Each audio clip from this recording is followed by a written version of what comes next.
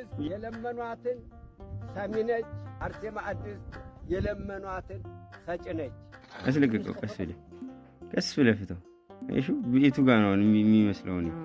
አይሹ እንዴት ተገናኘ ነው ግን ፍታው ክፈተው። እንዲህ ሲከፈት ግን አይሹ በሁለቱም ዘንባባ አለ በዚህም በዛም አለ።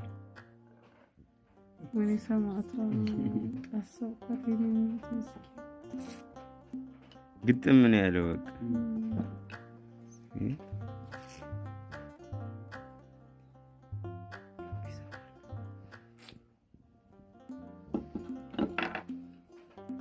እስቲ ዘንባባ እንቸኝ